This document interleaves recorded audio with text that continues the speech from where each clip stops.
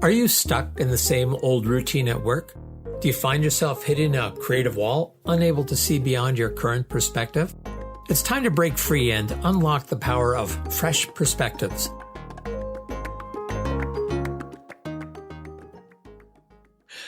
David Gouthro back with Discover Fresh Perspectives. And today I have the pleasure of having a conversation with Lisa Lounsbury all the way from Costa Rica. Thank you so much for being here today, Lisa. I'm glad you invited me here, David. Thanks.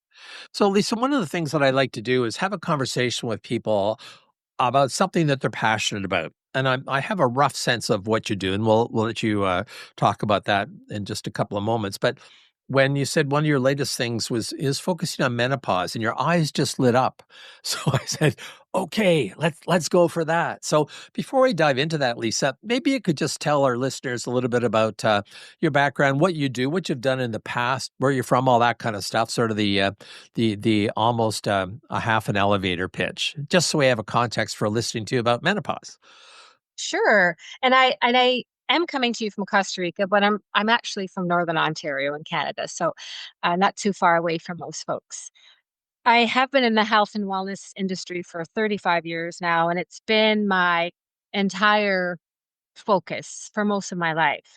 And my company is a corporate wellness company, New Day Wellness, and that was born out of my passion to support the wellness needs of workers. And then I published a book called Making Wellness a Priority in January, and it encompasses everything that I do in my business. It all revolves around inspiring people to make themselves a priority in terms of their health and wellness. And then this just escalated into the menopause discussion, primarily because I started to experience it. And I, as a wellness expert, I didn't even know what was happening to my body. And then I learned that most people don't, men don't, even some doctors don't. So I realized there's a gap in this transition of most of women's lives, and we need to talk about it. And let's do that today. But now you said that a book in January, is that last January or this January?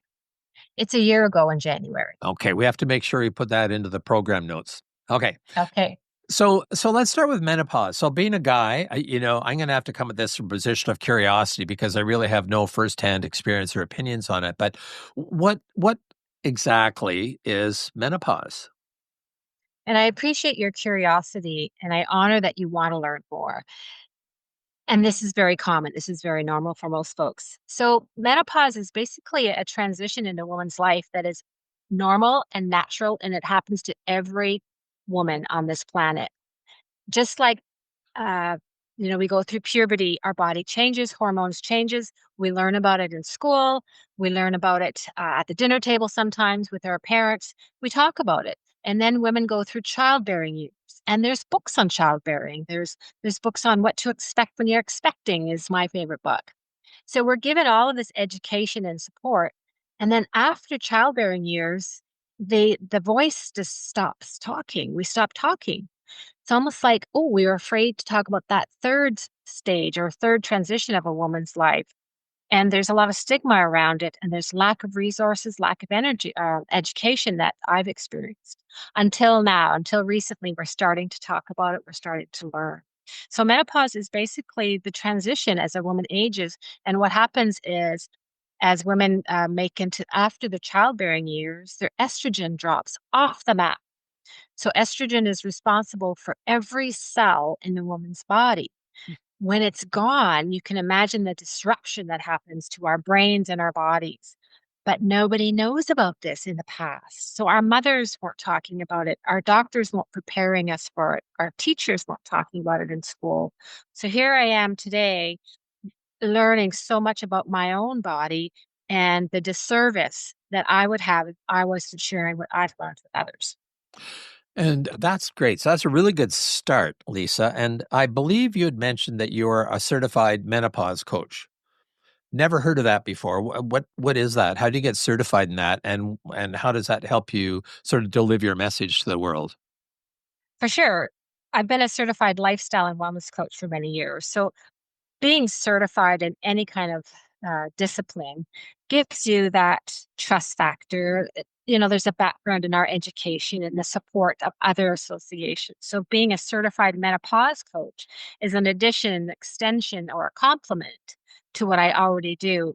This will give me a more insight focus for specifically women who are going to be experiencing this specifically or are in it and don't know what to do. So as a wellness coach, I now have the ability and the capacity to not just tackle someone's overall well-being, we can isolate the symptoms of menopause and kind of link it all together.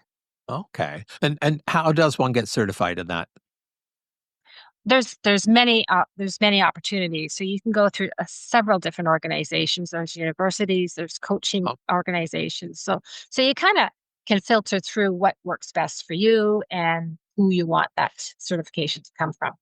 okay, sounds good. So now, Lisa, I know that you've done a lot of work with, well, I said health and safety, and I know you've worked in the mining industry, and I suspect other heavy industries. Why would it be important for people in those industries to know about and understand menopause? Well, I'll just leave it open like that. So I am a health and safety speaker, and it's complete contrast to the discussion of menopause. However, I come from a mining community, and that's where my speaking career and my coaching career started was in health and safety and primarily speaking to men and speaking to men on mental health. And within that discussion of mental health, menopause does come up because the curiosity and a lot of men are struggling to understand what's happening to their partners or their mothers or their daughters or their sisters. And so they're starting to ask me questions and they're being curious. And I know from my experience that men do want to understand this. Men do care.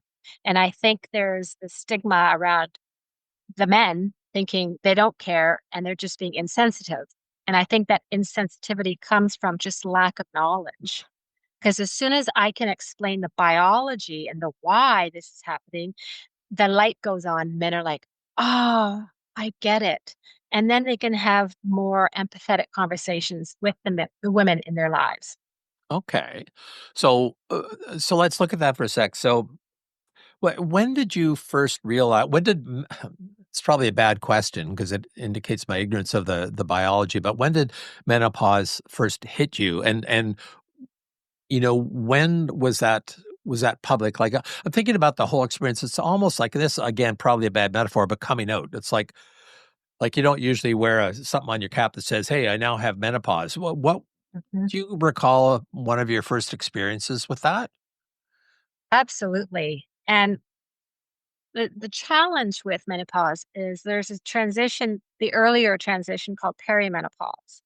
And I didn't even know about this as well up until just a few years ago. And that's kind of the transition leading up to the big M. And that's where the symptoms and that's where the estrogen starts to drop and the symptoms slowly start to creep in, one symptom after another after another. And as women going through this, we don't actually link it to menopause. We just think, oh my gosh, my joints hurt. And we just kind of deal with it. Oh my God, my brain fog is getting worse. And we just deal with it. And all the other symptoms. And there's at least 70 symptoms that can be attributed to menopause. So my personal story, uh, actually from the first moment I had my first hot flash. So David, as a wellness expert, I figured I was going to escape menopause. I thought, well, if you live a healthy lifestyle, it's not going to hit me. And I was pretty arrogant. And it wasn't until I was in front of a group of men teaching a mental health course. I had my first hot flash and it was a doozy, kind of blindsided me. And it's not a heat that you feel from the outside. The heat that boils from the inside and it makes its way up to your brain. Like unless you've experienced it, it's really hard to understand the significance. And so I was meeting these men for the first time, first 10 minutes, boom, hot flash. And I just froze. I couldn't think. I didn't know why this was happening because it wasn't going to happen to me. And then when I came back to reality a few seconds later, they're saying, Lisa, are you okay? And I said, I think so. I apologize. I think I just had a hot flash. And I was so embarrassed to say that word. But what happened next was extraordinary because all the men in the room stopped and said, It's okay, Lisa. Can I get you something? Can I get you a cold glass of water? Can I get you a fan? Oh, my wife has hot flashes. Oh, I've seen my mother go through it. Oh, and the empathy and compassion spewed out of these men. Hmm. So I realized, okay, men are insensitive. They're just uneducated because this isn't something they talk about. So then I'm like, yeah, we need to get this conversation out so women in the workplace feel cared for, they feel safe, and they feel heard. And that's what I'm here to do. Super. Well, and I think that it's a really good conversation to have, and not just for women, but for men for sure as well. I mean, well, for everybody. So now you mentioned that there were 70 symptoms that presumably not everyone experiences, but could you just give an example what some of those might be? So it might be that some women are was wondering about these things that are happening to them, that they're actually connected to menopause, but also for men and for one's partner to recognize these things, just because it may be the start of a really rich, wonderful conversation. So, what are a few of the other biggies, the ones that are more common? Can you imagine 70 symptoms? And women will not experience all of these, obviously, but the major ones, or the ones that are most often talked about, or in my experience, experiencing, and me included, are those hot flashes. And that's kind of like the poster child of symptoms. And we kind of are made fun of those, that one particular symptom. But it is very common and it's very disruptive. Sleep disturbances are connected. Body aches, full head to toe body aches is something that I didn't anticipate experiencing. Because again, I move my body, I take care of my body. This isn't going to happen to me until the estrogen is gone out of our bodies. This happens to our bodies. We start to have a lot of muscle aches. Brain fog is very disruptive. We lose the capacity to remember things, to find our words. And it's very embarrassing when it happens in public. It's very frustrating too. Other ones are, I talked about insomnia. There's things where we change how we think and how we respond. Like our emotions are all attached to our behavior, which that comes as no surprise as we're going through puberty and PMS. But now it kind of reverses itself. Like we become frustrated and angry at the world because how dare this happen to me after I've worked so hard to be successful in my career? Now I'm standing in front of a group of professionals or colleagues and I can't speak. I can't articulate the words. I can't find the words. So that becomes very frustrating and lonely and isolating as well. And then there's things like ear problems, not just degenerative diseases, but changes in our eyesight, which linked to menopause. We lose muscle mass. Like I could go on and on and on about the symptoms. And those are the common ones. So you said that one of the things that happens that estrogen levels plummet. So is estrogen the solution? Like I've heard people about having hormone replacement and things like that. And I've heard both good and bad things about that. What can you say about is it bioequivalent or something like that, bioidentical? Well, hormone replacement in general. Maybe you could just talk about that for a moment.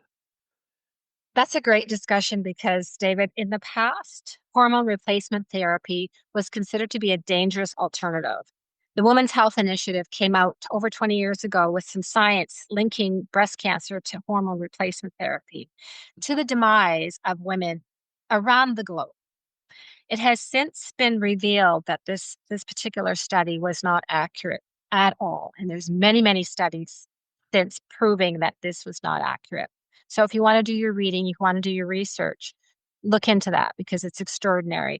Women have been struggling for 20 years because of one study. So fast forward to today, through my research and my training and through other doctors revealing the science, it actually is a safe alternative for most. And what it's doing is it's replacing a hormone that has just evaporated, disintegrated from the woman's body. And that it's a hormone that's responsible for, like I said, almost every cell in our body. So everything's impacted. And we weren't always expected to live past menopause years. So the research wasn't really targeting that. Here we are in 2025, living longer. Hmm. And thriving for longer and our careers are lasting longer and we're raising children for longer. But yet the science didn't catch up. So when it comes to HRT, I'm a huge Sorry, proponent. HRT. HRT, yeah, hormone replacement therapy. Great, thank you. It's like a bad word. It's like a dirty word, and it shouldn't be. It shouldn't be. And I describe it to women as this is not medication. Mhm. It is, but don't treat it like medication because sometimes we're afraid to take medication or start a new medication program. This is not, don't consider this as medication. Consider this as replacing something that our bodies need that's gone now. I went on hormone replacement therapy 2 years ago, and 90% of my devastating symptoms were gone in just a few weeks. Wow. Wow. Like, don't I deserve to feel well? Absolutely. I would say so. I suspect your husband, happy wife, happy life sort of thing. So he's probably very much in support of it.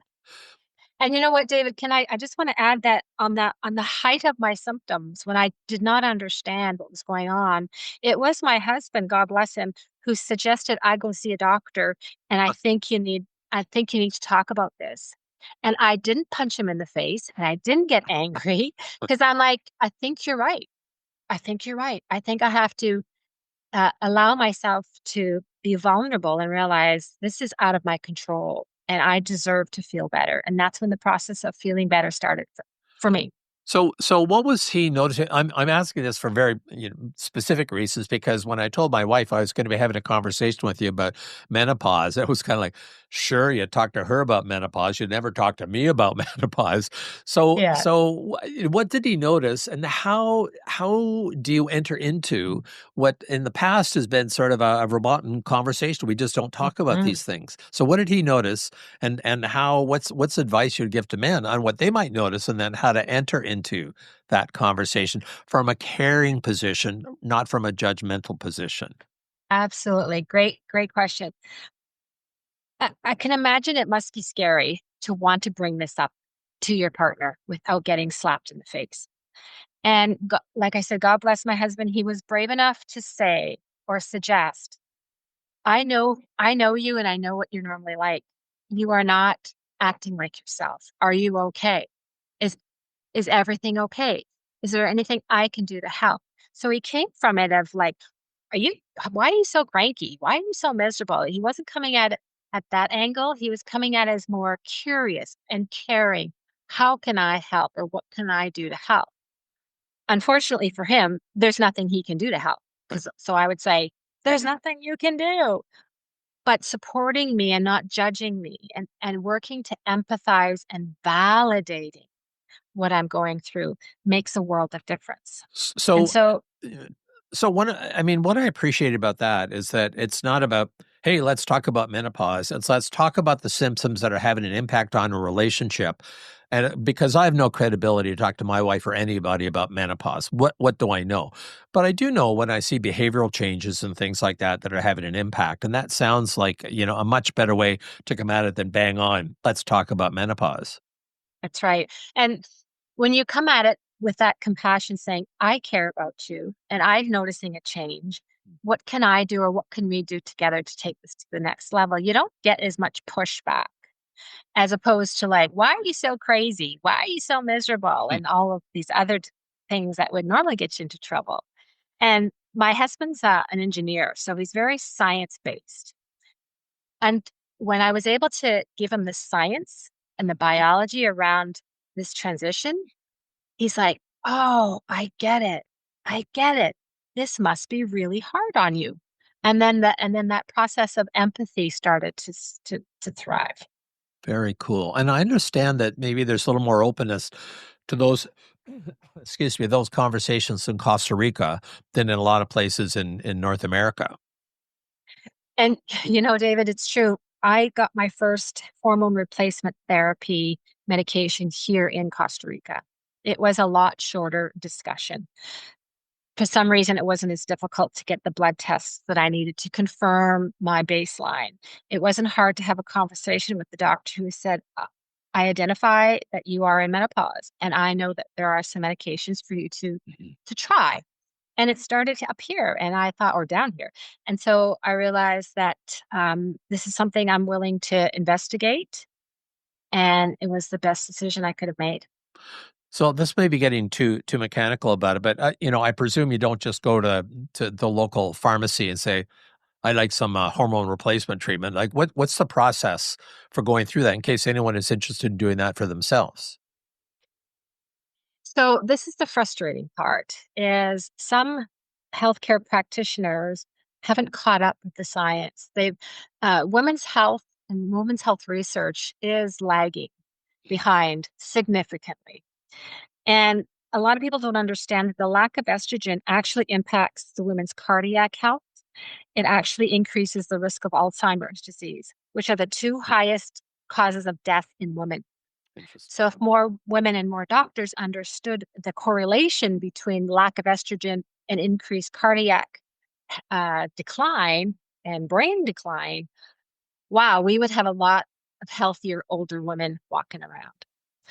So I think we need to have compassion for our doctors as well, is because they're not given the education on women's health, especially menopause, than they probably should have.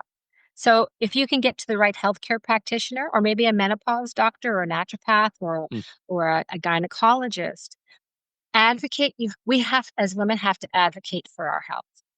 If that doctor is not prepared to listen or thinks you might have a mental health problem, which often is, or you are dismissed, I would move on to another healthcare practitioner because this is legitimate. This is science. This is biology. It's not just a woman thinking she's going crazy, which sometimes we often do because we're told we're fine or given an antidepressant or giving an anti-anxiety medication when we probably could benefit better from HRT or other types of support. So as women, we need to advocate, find a practitioner who's prepared to listen, because no, you can't just go to the store and pick up hormones. You can't buy estrogen off the shelf like that. Yeah, I think that's really good advice. And I can see that one of the challenges, at least here in Canada, is to get any kind of a healthcare practitioner is really tough. Right. Because and then once you get one, you might have to wait weeks before you have a phone conversation. So it Mhm. can cause anxiety just thinking about shifting to someone. But as you say, if there's a need to advocate for yourself, then that's what needs to be done. And I think you offered some good alternatives as well. Besides, so you suggested naturopaths and things like that. So other healthcare practitioners that they're easier to access and they have a more holistic approach to the person. So I did something that I may regret, but I started looking up what are some myths that people have about menopause, and I've kind of grouped them here into categories. So myths that women have about menopause, myths that men have about menopause, and shared myths. So would it be okay if we just kind of toss some of those out, and you can say Yes, true or false, or where the heck did you get that from? Okay. yes, yes. So let's start being a male. I'll toss out some of the ones that men have about menopause. So menopause is just hot flashes. False. Okay. False. Because what else is there besides that? You mentioned some of them previously. Yes, there's like brain fog, there's muscle aches, there's declining cardiac health, there's changes in sleep, there's changes, even ringing in the ears, vertigo, Oh, huh. like which I also have. So there's so many. Okay, that's good. Method. So let's get rid of that myth. Another one. It's a switch that happens overnight. No, that's false. Like I mentioned, perimenopause is kind of the earlier transition. So although estrogen does drop quickly, there is it's kind of quiet at the beginning of the transition. So it doesn't just happen on one day. So it'd be good to recognize that earlier than later, presumably. Absolutely. Okay. Absolutely. All right. Another one. And again, some of these you've touched on already, Lisa. It's only a woman's issue. It used to be only a woman's issue, but we know, and this impacts marriages. A lot of marriages um, struggle through these stages because nobody understands, why is my wife changing, and the wife's like, why isn't my husband being empathetic? And there's this fight, this constant struggle. And at work, it's a change. Like we work with men and women work together. And there's going to be days when it's hard for a woman or a man to understand what's going on. So it's not just a woman's issue. This is awesome. I'm loving this. Okay. Women become irrational or overly emotional because of menopause. You're lucky I can't hit you from here. No, it's not my myth, not my myth. I know. And that comment just fires us up. Only, and you're very honest to bring it up because it And far happens, away. right? And we're far away. It comes from the misunderstanding again. So we have to give men some grace. We have to give you an opportunity to at least listen to science and understand before before moving into that anger state. Well, and it also occurs to me that women or anyone could become irrational for a number of reasons, and to just automatically assume that's what it is and go charging in, not really good for increasing your relationship capital in a relationship. Okay, And how about David, this? if I just want to add to, like, just Sure. consider, men listening, if you haven't slept in, let's say, 30 days at all, just consider being woken up every hour on the hour, how cranky you would be. Anybody. So a lot of that change in behavior and emotion is due to lack of sleep. That makes a lot of sense, actually. All right, let's got a couple more for men. Sexual intimacy ends after menopause. Sadly, it often can or often does. Libido does drop off, and it's connected to estrogen again. And then the relationship changes. Women stop talking, women stop sharing, men push away and they don't understand. And they might take it personally. A husband might think, oh, my wife doesn't love me anymore. She doesn't want to be intimate with me anymore. When that's not usually the case. It's this woman, the woman might be struggling with changes in her body composition, just that lack of desire. There's a lot of psychological and physiological changes when it comes to sexual health, which impacts both men and women. So it also occurs to me that it's not just sexual intimacy; it could be intimacy of any sort. Yep. Right. Yeah. And who Okay. wants to be touched? Who wants to be hugged or touched when you're having a hot flash? Like, get away from me. Yep. I'm trying to manage. I'm trying to, navigate my temperature, and then you're adding more heat to me. So a lot of that is like, just get away. And without that explanation, it could be seen as being pushed away, right, by the guy. Yep. Okay. Menopause is the same for every woman. No, menopause is so unique. It's just like puberty is different. It's just like childbearing is different. Every woman's going to experience it different. We might have similar, symptoms, but overall, we are all completely individual. All right, which is kind of a universal. We should know that all the time. How about you mentioned HRT previously? HRT is the solution for all women. Not necessarily. Not everyone is a candidate for HRT, and it could have something to do with their genetics, maybe their current health status. But it's definitely worth investigating. There's new research coming out. There's actually a new drug trial that's coming out that is looking at women who are recovering from breast cancer treatment or chemo. Because if you have already endured chemo treatment for breast cancer, you're likely not a candidate. But there is some research coming out that they're looking at a drug or a medication that could support some of the symptoms of menopause that are safe for women recovering from breast cancer. So that's really exciting. So I guess for all these, I'm also getting the sense that generalizations are probably a good thing to stay away from.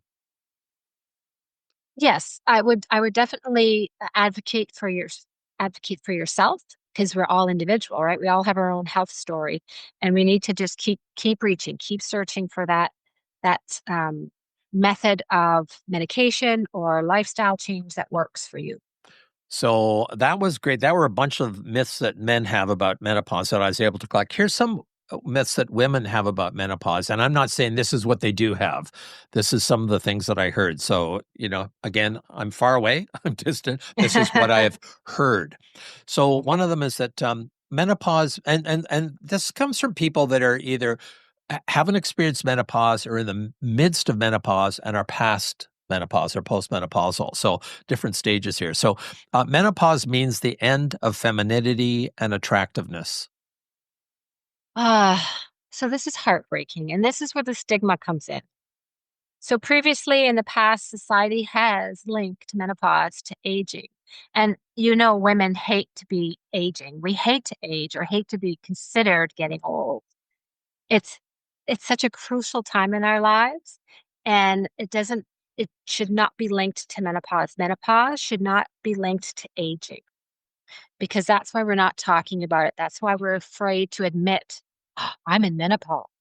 But luckily, we're seeing a lot of public figures, actresses and singers who are very in the prime of their careers are starting to reach out and say, listen, menopause is not for the aging.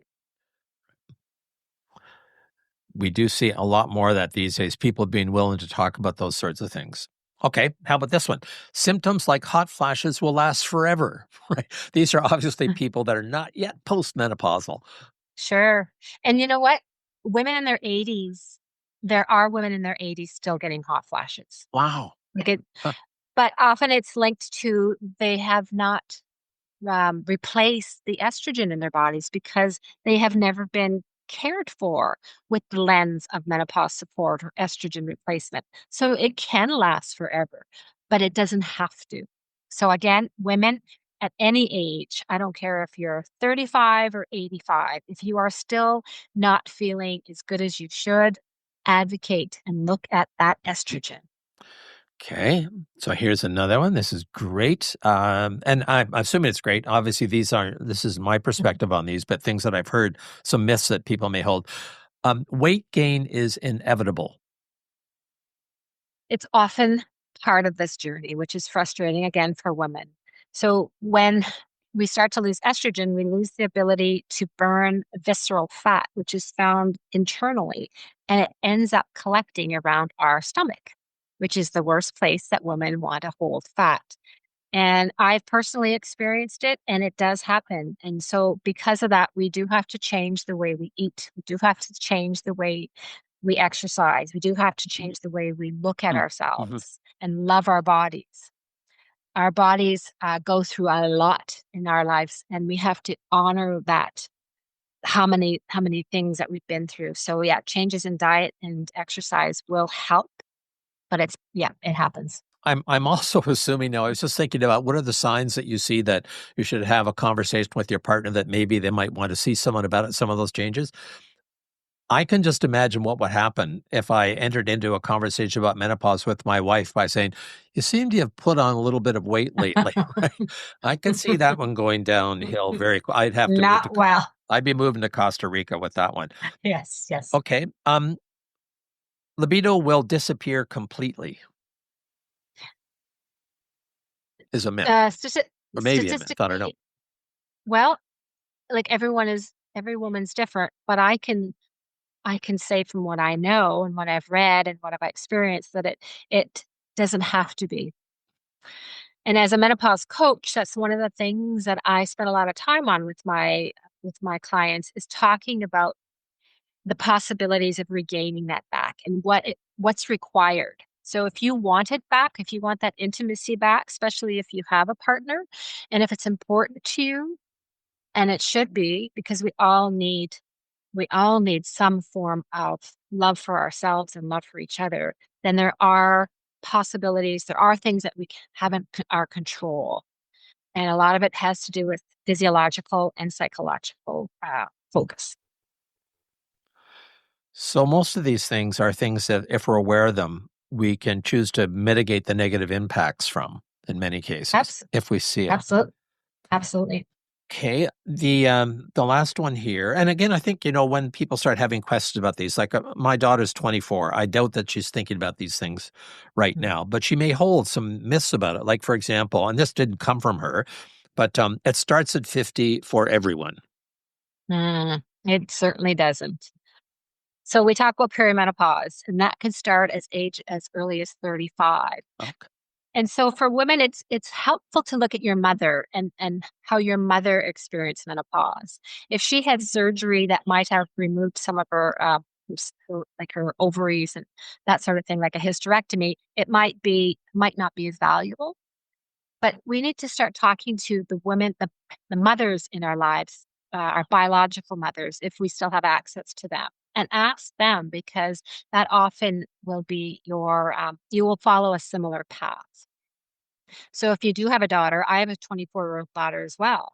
And so the more information I can equip her with, the better she will be to advocate for herself and prepare. We prepare for childbearing years. Like we get healthy and we eat different foods and we really focus on what's best for this baby to grow. But again, we don't prepare for menopause. Well, So I'm the thinking, sooner the better. it's my daughter certainly won't be having that conversation with me, and she may have had it with my wife, but because it's one of those topics that guys typically don't get into, I have no idea if they've talked about that. So I know one of the conversations I'm going to have later on today with my wife, because I'm curious. I mean, it's not for me to say what could or should be done, but just that I care and I'm curious. Uh, there was a few myths that apparently are shared across genders, and I think you've talked about them. I'll just read these three out in case there's anything you want to add to it, Lisa. So one of them, menopause is a disease or something to be fixed. One of them is there's nothing to be done about menopause symptoms. And the third is that menopause only affects older women. So I think you've probably talked about all those in one fashion. If there's anything else you'd like to add on any of those. So it's a disease or something to be fixed. There's nothing to be done about the symptoms, and it only affects older women. Those three myths I'm working towards debunking. Like, those are heartbreaking to hear. And that's the reality. That's some of the things that are being thought about. And I'm here, and everybody else in the menopause space is here to say it's not a disease. Like I said, it's a natural, very, very natural transition. Every single woman is going to go through this transition differently, mind you, but going through it. We can't skip, without medication. We're not skipping our puberty years. We're not skipping our childbearing abilities. We are not skipping menopause, and it's not linked to age. I want women to be empowered to take charge of their health and have control of what's controllable and let go what's not controllable, and come together as women, come together with our men in our lives to really understand that there are things that can be done. So women do not need to suffer. Absolutely not.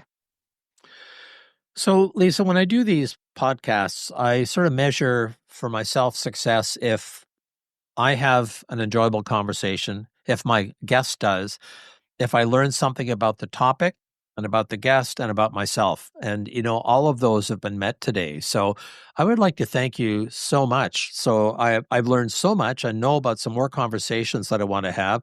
And hopefully I have no credibility to talk to the women that are listening to this, but to the men, I think there's lots of room and opportunity for us to educate ourselves and be open to have some conversations that in the past we thought were inaccessible to us. So Lisa, thank you so very much for being here today. I really appreciate your time.